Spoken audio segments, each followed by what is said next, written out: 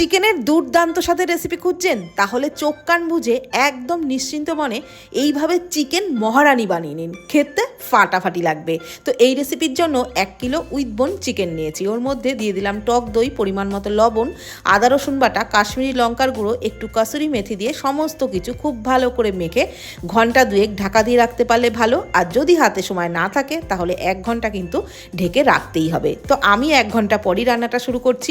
কড়াইয়ে সাদা তেলের মধ্যে দিয়ে দিলাম পেঁয়াজ কুচি। পেঁয়াজটাকে হালকা করে ভেজে নিয়ে আদা রসুন বাটা, কাঁচা লঙ্কা বাটা দিয়ে খুব ভালো করে কষিয়ে দিয়ে দিলাম ম্যারিনেট করে রাখা চিকেনটাকে দিয়েও একটু ভেজে নিচ্ছি। আর ততক্ষণে একটা ভাজা মশলা বানিয়ে নিচ্ছি।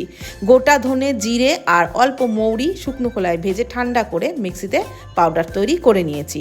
সেই মশলাটাই চিকেনের মধ্যে বেশ খানিকটা পরিমাণে দিয়ে কষিয়ে নিচ্ছি। আর ততক্ষণে আরও একটি মশলা বানিয়ে নিচ্ছি। ভেজানো আমন্ড বাদাম, কাজু আর একটু দুধ দিয়ে পেস্টটা তৈরি করে রাখলাম।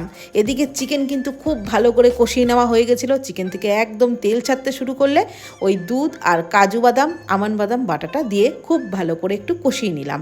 সব শেষে পরিমাণ মতো আরও একটু লবণ, চিলি ফ্লেক্স আর ওই ভাজা মশলাটাই আরও কিছুটা দিয়ে নাড়াচাড়া করে কিছুক্ষণ ফুটিয়ে গ্যাসের ফ্লেম বন্ধ করে 5 মিনিটের জন্য স্ট্যান্ডিং টাইমে রেখে তারপর পরিবেশন করবেন। সব কিছুর সাথেই ফাটাফাটি লাগবে।